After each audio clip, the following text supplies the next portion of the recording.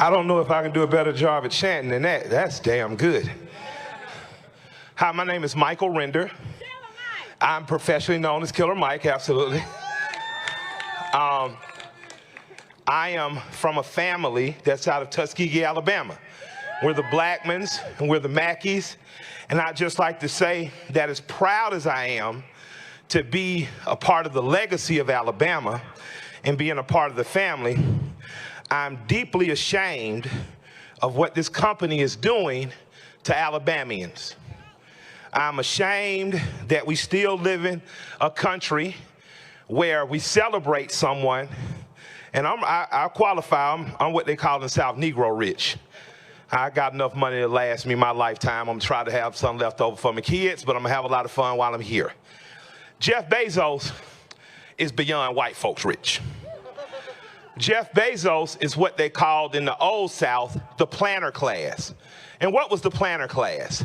The planter class was the class of people who could afford to own plantations, and then they would use people that they had labeled as poor white people who were living this gypsy lives, going through the South working.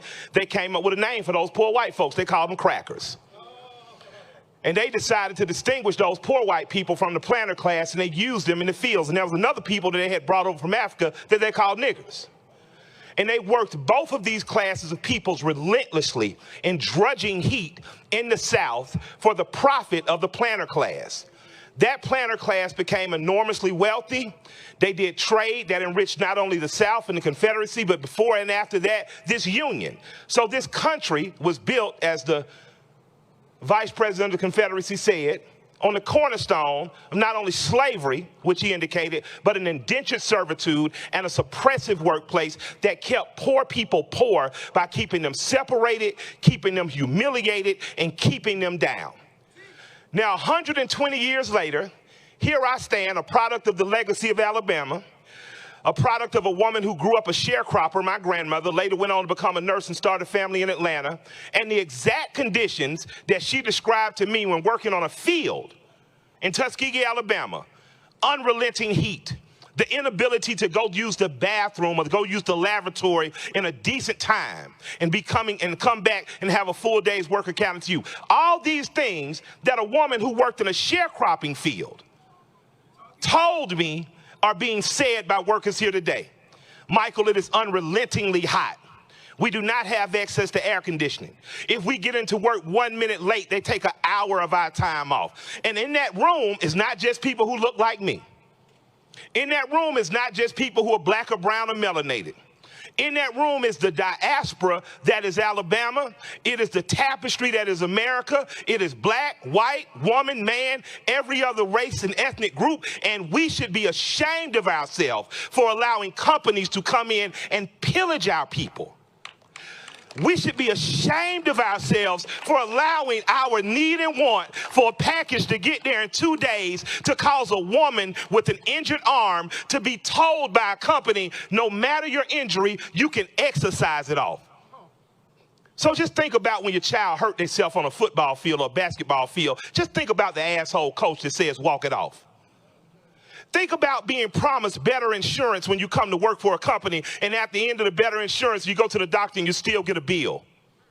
Think about a woman having a heart attack and falling out behind you because she's so hot and tired. Think about people that saying it takes me 10 minutes to walk to my car after work. The richest man in the world can't even give us golf carts. We have to walk to our car, and then we sit in our car, and we're so fatigued and we're so tired that we just sit there. Think about an environment where you walk out to the latest rap song because they tell you that's hip. They might play some Cardi B, might play some Run the Jewels, might play some New Lil Baby, as they've worked you like a slave. They might leave a sugary snack out for you to boost your metabolism enough to get through packing packages every 9 seconds. I can't pick my nose in 9 seconds. And you expected people to pick us something in 9 seconds because we simply need it. So I'm going to tell everyone that works here, I'm going to say absolutely you should vote yes for that union. Because what the union does What the union does is give you an organized seat at the table. It allows you to plot, plan, strategize, organize, and mobilize. It allows you to say that pay in Alabama should be more than $16 in a warehouse. There's no way we should be seeing below $20. Don't tell me you want to make an economic investment in my community and then you come pay me fast food wages. You don't want an economic investment. You want to use me like an indentured servant to enrich the richest man in the world. Now, I've heard stories about other rich men. That was a rich man in Africa. His name was Mansa Musa. He had a kingdom called Mali. He was so rich when he took his pilgrimage to Mecca, he gave away gold all along. Messed up the world trade for about 7-8 years. But that is the heart of a truly rich man.